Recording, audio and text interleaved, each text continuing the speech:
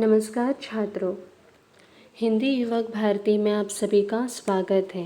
हम देख रहे हैं पाठ क्रमांक 2 निराला भाई, जिसकी लेखिका है महादेवी वर्मा। आपके स्क्रीन पर जो चित्र दिखाई दे रहा है वह है महादेवी वर्मा। इससे पहले हमने 3 प्रसंग या भाग देखे हैं। पहले भाग में लेखिका और निराला जी के बीच में भाई बहन का रिश्ता यह देखा हमने। दूसरे भाग में हमने उनकी उदारता के बारे में जान लिया है। तीसरे भाग में उनका अतिथि के प्रति जो सम्मान का भाव है यह हमने देखा है। और आज हम इस चौथे भाग में हम देखने वाले हैं निराला जी के मन में समकालीन साहित्यकारों के प्रति जो चिंता, संवेदनशीलता, ममता और आत्मीयता का जो भाव है, इसके बारे में यह परिच्छेद है। परिच्छेद या गद्यांश देखने से पहले इसमें जो चित्रित प्रसंग है वो संक्षेप में बताती हूँ। हमने तीसरे भाग में मैथिली शरण गुप्त के बारे में जान लिया है। अब इस परिच्छेद में सुमित्रानंद पंत कवि, जो कि कवि हैं, अब इनके बारे में कुछ प्रसंग यहाँ हम देखने वाले हैं। छायावाद के 4 आधार स्तंभ माने जाते हैं। इनमें मैथिली शरण गुप्त, सुमित्रानंद पंत, सूर्यकांत त्रिपाठी, निराला, महादेवी वर्मा और जयशंकर प्रसाद। सूर्यकांत त्रिपाठी यह निराला जी का मूल नाम है, सूर्यकांत त्रिपाठी उर्फ निराला, और साथ ही जयशंकर प्रसाद भी हैं। यहाँ हम सुमित्रानंद पंत के बारे में देखने वाले हैं। देखिए, दूसरों का दुख जानकर उससे दुखी होना यह आसान काम नहीं है। जो आदमी स्वयं दुख भोगता है उसे ही दूसरों के दुखों की कीमत समझ आ जाती है। एक बार दिल्ली में सुमित्रानंद पंत जी टाइफाइड के ज्वर से मतलब बुखार से पीड़ित थे और यह समाचार जब निराला जी को मिल जाता है तो वे बहुत ही बेचैन हो जाते हैं और लेखिका के पास आ जाते हैं। लेखिका उनसे समाचार छुपाना चाहती थी, परंतु उन्हें समय ही नहीं मिला और एक बात हो गई थी कि ज्वर से पीड़ित थे और एक समाचार पत्र में यह समाचार छपवा कि सुमित्रानंद पंत का स्वर्गवास हो गया। निराला जी बहुत दुखी हो जाते हैं, लेखिका के पास आ जाते हैं। जब वो दुखी होते हैं तो वो अपनी तर्क की शक्ति खो बैठ जाते हैं, लड़खड़ा जाते हैं, उदास हो जाते हैं और रोने लगते हैं।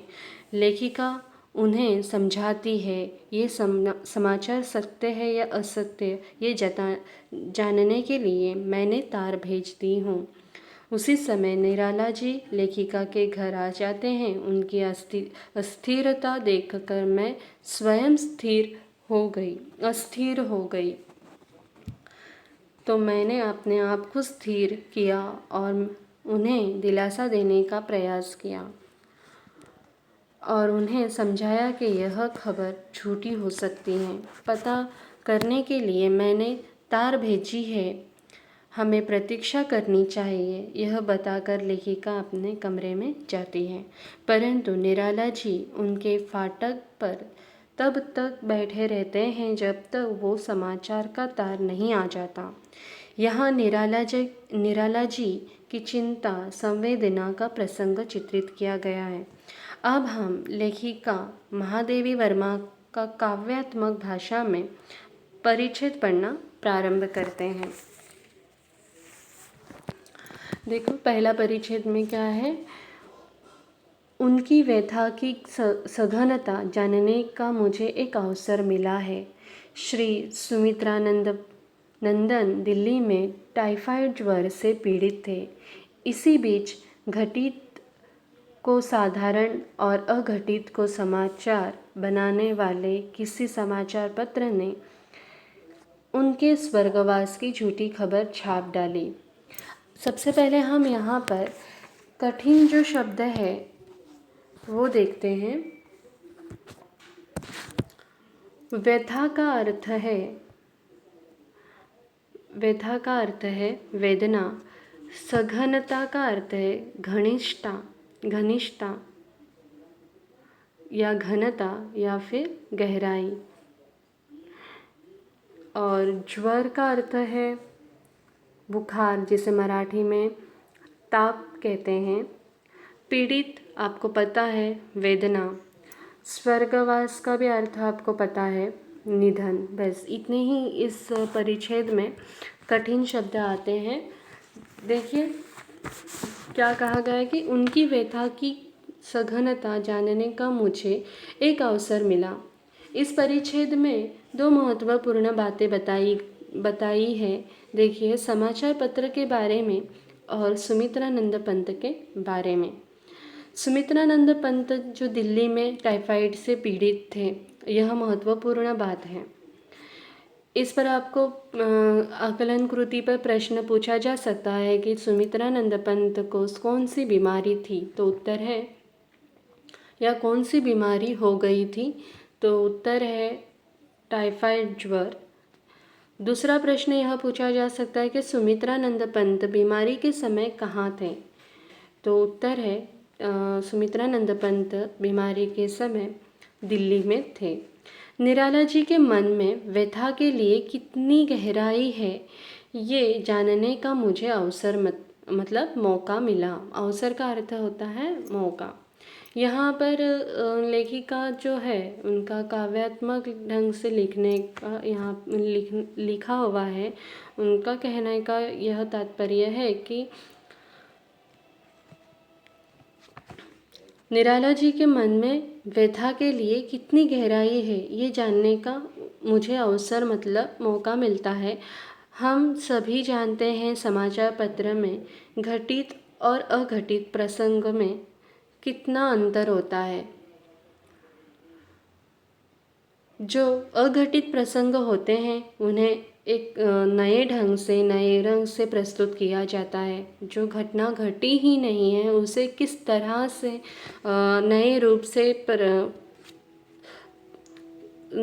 से प्रेक्षकों के सामने प्रस्तुत करना है, ये पत्रकारों को अच्छी तरह से पता होता है।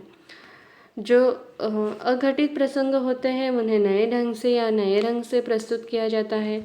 ऐसा ही यहाँ इस परिच्छेद में हुआ है। सुमित्रानंद पंत जी बीमार थे, लेकिन अघटित समाचार के उनके स्वर्गवास, जो समाचार दिया गया है कि समाचार पत्र ने उनके स्वर्गवास की झूठी खबर छाप डाली। जो अघटित है, जो घटित नहीं हुए है, उस समाचार को प्रस्तुत किया जिसमें बताया गया कि उनकी मृत्यु हो गई है, लेकिन ये झूठी खबर छाप डालते हैं।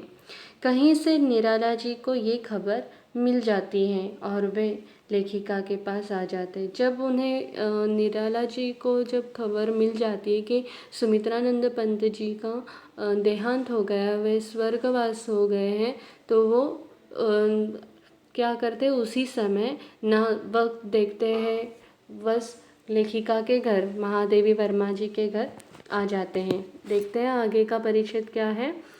निराला जी कुछ ऐसे आकस्मिक के साथ आज पहुंचते हैं कि मैं उनसे यह समाचार छिपाने का भी अवकाश न पा सकी। समाचार के सत्य में मुझे विश्वास नहीं था, पर निराला जी तो ऐसे अवसर पर तर्क की शक्ति खो बैठ जाते हैं। लड़खड़ा कर सोफे पर बैठ गए और किसी अव्यक्त वेदना की तरंग के स्पर्श से मानो पाषाण में परिवर्तित होने लगे। उनकी झुकी पलकों से घुटनों पर छूने वाली आंसू की बूंदें बीच में ऐसे चमक जाती थी मानो प्रतिमा से जड़े जूही के फूल हो। अब यहाँ आपको सभी को पता है कि महादेवी वर्मा जो है वो लेखिका से पहले कवि है। तो उन्होंने यहाँ पर उनका जो वर्णन किया है, उनकी व्यथा का जो वर्णन किया है वह काव्यात्मक शैली से किया हुआ है। अब यहाँ पर क्या है, देखो यहाँ इस गद्यांश का महत्वपूर्ण परिच्छेद माना गया है। ये जो गद्यांश का जो परिच्छेद है परीक्षा की दृष्टि से बहुत ही अत्यंत ही महत्वपूर्ण है। समकालीन साहित्यकार के प्रति उनके मन में जो चिंता है यह स्पष्ट हो जाती है। सुमित्रानंद पंत की बीमारी सुनकर उनकी अवस्था कैसी हो जाती है यहाँ लेखिका ने बताया है। सुमित्रानंद पंत जी बुखार से पीड़ित थे, परंतु उनका स्वर्गवास हुआ है इस बात पर लेखिका का भी विश्वास नहीं था। परंतु निराला जी इतने अस्थिर हो जाते हैं, बेचैन हो जाते हैं कि उनकी अवस्था ऐसी हो जाती है वे अपने तर्क की शक्ति खो बैठते हैं।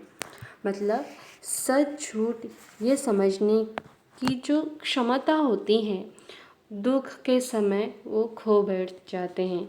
लड़खड़ा कर सोफे पर बैठ गए। अब देखो तर्क की शक्ति तो उन्होंने खो बैठे, अब लड़खड़ा कर वे सोफे पर बैठ गए और किसी अव्यक्त वेदना की तरंग के स्पर्श से मानो पाषाण में परिवर्तित होने लगे। मतलब वो ऐसे लड़खड़ा कर सोफे पे बैठ जाते हैं कि किसी अव्यक्त वेदना जो वेदना हुई है, जो व्यथा हुई है, जिस पीड़ा हो रही है, जब वे सुमित्रानंद पंत के स्वर्गवास की जो खबर सुनते ही जो उन्हें वेदना होती है तो वो अपनी तर्क शक्ति खो बैठ जाते हैं। कुछ सोच समझ में नहीं आता, लड़खड़ा कर वे सोफे पे बैठ जाते हैं और उनकी जो वेदना है वो अव्यक्त है, व्यक्त नहीं है। तो वो ऐसे मानो बैठ गए सोफे पर जैसे कोई पत्थर बैठा हो। पाषाण का अर्थ होता है पत्थर, शिला। पत्थर में उनका परिवर्तन हो जाता है बिना हिले। वो ऐसे पूरे पत्थर की जैसी मूर्ति रहती है उसी समान उनका रूप, उनका शरीर बन जाता है। आगे देखो, उनकी झुकी पलकों से घुटनों पर छूने वाली आंसू की बूंदें बीच में ऐसे चमक जाती हैं मानो प्रतिमा से जड़े जूही के फूल हो। वो सोफे पर बैठते हैं, उदास हो जाते हैं और अचानक दुख के आवेग से उनके आँखों से आंसू टपकने लगते हैं और ये आंसू की बूंदें हैं वो चमक रही थी। घुटनों में वह अपना मुंह डाले रोना ही शुरू कर दिया था और उस समय ऐसा लग रहा था शीलाकाय निराला जी, मतलब जो विशालकाय निराला जी एक प्रतिमा का अर्थ यहाँ पर होगा मूर्ति।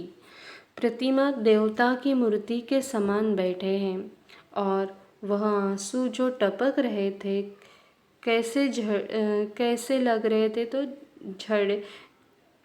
झड़े जूही के फूलों की तरह।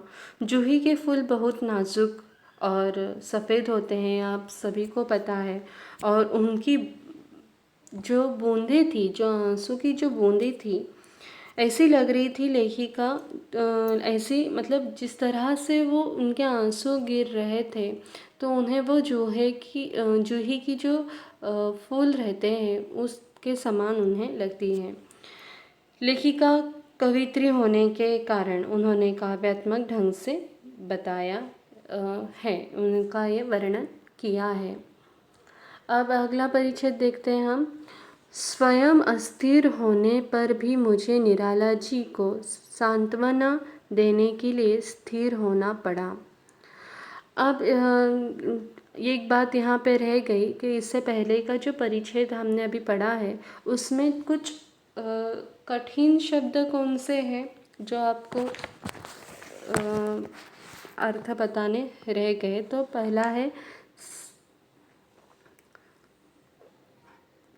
पहला है शब्द आकस्मिकता, मतलब अचानक। दूसरा अवकाश का अर्थ होता है समय। तर्क का अर्थ होता है दलील, मतलब सच झूठ, इनकी जो पहचान होती है वो करना। उस समय क्या हो जाता है, उन्हें उनसे शक्तिहीन हो जाती हैं। पाषाण का अर्थ है पत्थर और प्रतिमा का अर्थ है देवता की मूर्ति।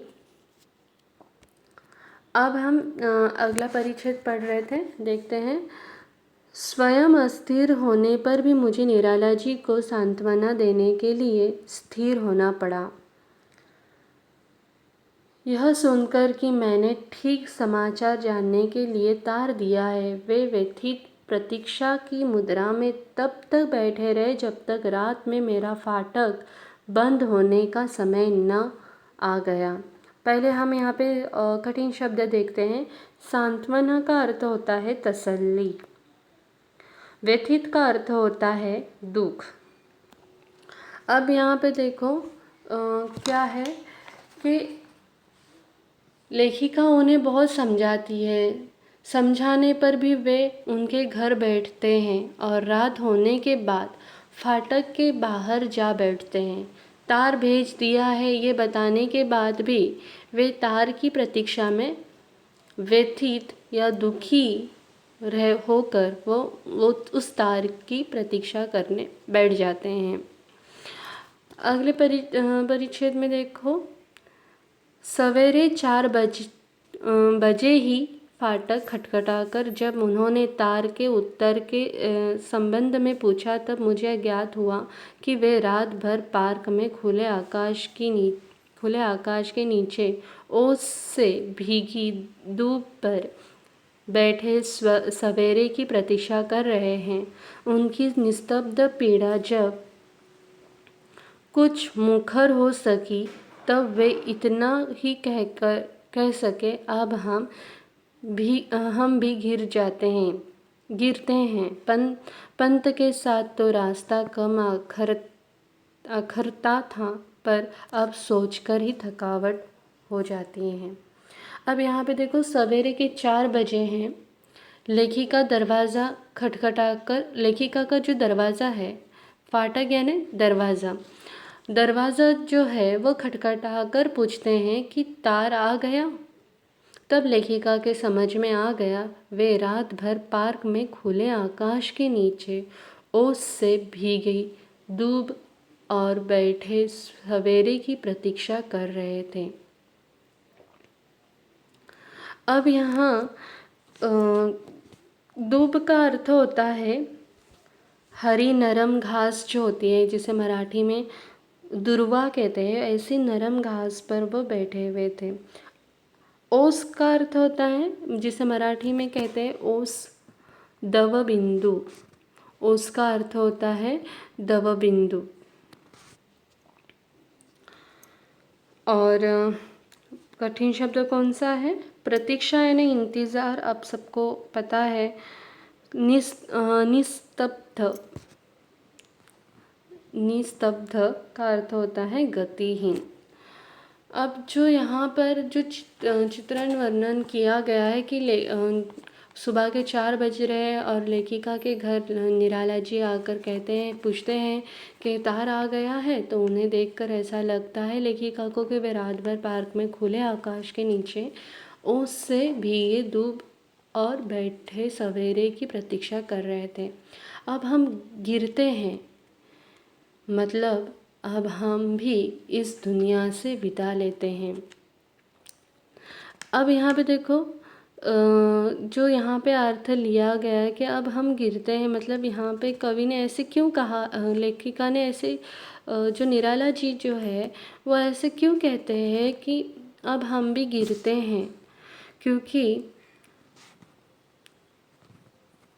उनकी निस्तब्ध पीड़ा जब कुछ मुखर हो गई, जो उनके मन में जो पीड़ा थी, जो व्यथा थी, वो जब उसे आवाज़ मिल गई, तब वह इतना ही कह सके। जो निराला जी है वो कहते हैं कि अब हम भी गिरते हैं। अब हम भी गिरते हैं, इससे मतलब हम भी अब इस दुनिया से अलविदा लेते हैं। क्योंकि पंत के साथ रास्ता कम अखरता था। अखरता अखरता का अर्थ है चुभन, पर अब सोचकर ही थकावट होती है। इसका यहाँ पे बहुत ही गहरा अर्थ लेखिका बताती हैं कि क्या कहना चाहते हैं देखो, यानी कम चुभन होती है। अब ये जो है ना, जो रास्ता है वो जब पंत जी थे तब कम चुभन होती थी, लेकिन अब जब वे ही नहीं है तो ये सब सोचकर ही मुझे थकावट होती है। यानी पंत के बिना जीना, यह बात सोचकर ही मुझे थकावट महसूस होती है, ऐसे निराला जी कहते हैं। अब जीने के लिए मुझे थकान आ गई है। अब उनके मन में जीने के लिए कुछ इच्छा आकांक्षा नहीं रही। अब मैं भी इस दुनिया से जाना चाहता हूँ। पंत के बिना अब मैं नहीं रह सकता। और यहाँ यह परिच्छेद समाप्त हो जाता है।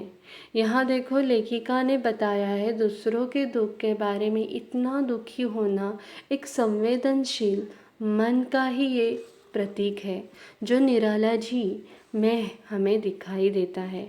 ये निराला जी की व्यक्तित्व की एक विशेषता कही जा सकती हैं।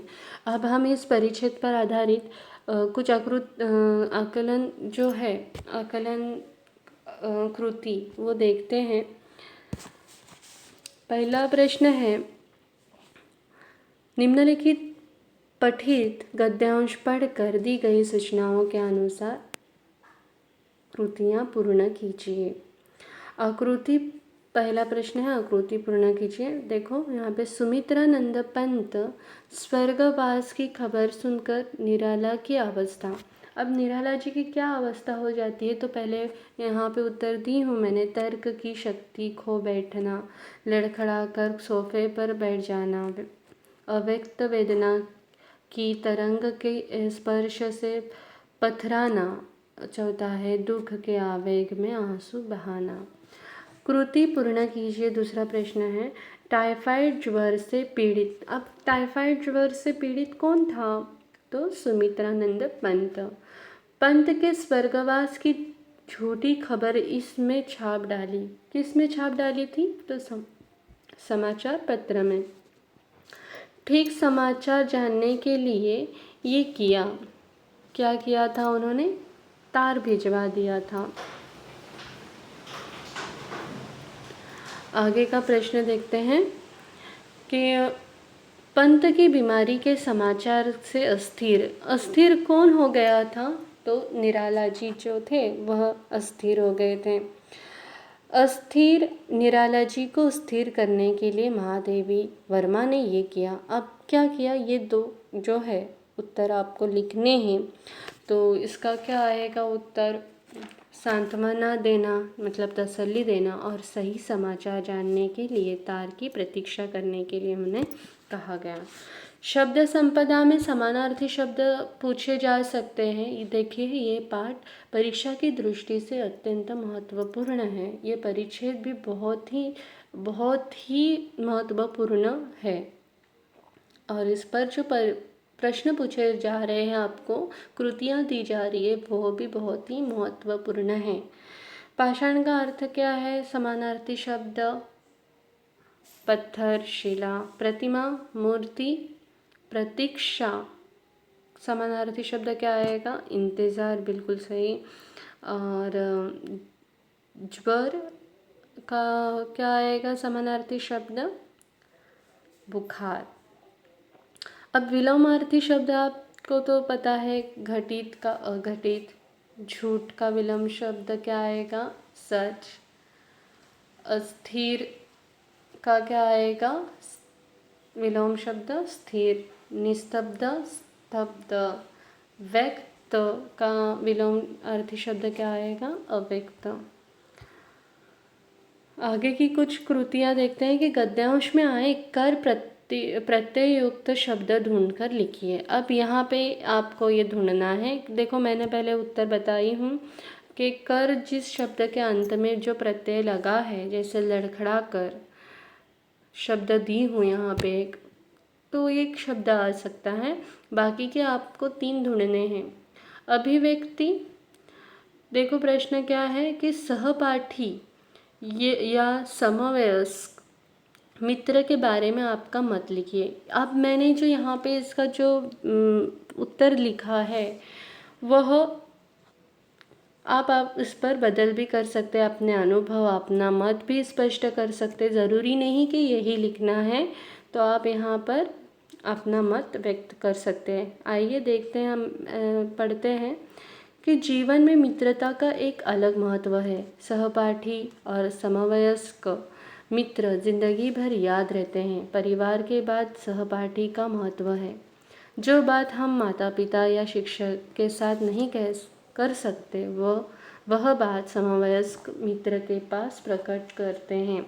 मित्रता करना आसान बात नहीं है। सच्चा मित्र और मतलबी मित्र में अंतर होता है। सामने प्रशंसा और पीछे निंदा करके स्वार्थ हासिल करने वाले मित्रों से दूर रहना चाहिए। संकट के समय मदद करने वाला और सुख दुख बांटने वाला सच्चा मित्र होता है। मित्र के प्रति मन में संवेदना, आत्मीयता और ममता होनी चाहिए। दोस्ती में वफादारी महत्वपूर्ण है। ये यहाँ तक हमारे इस परिच्छेद पर इतनी ही आकलन कृति मिलती है हमें, और इसके आगे की वीडियो आपको जल्द ही मिल जाएगी। तब तक के लिए धन्यवाद।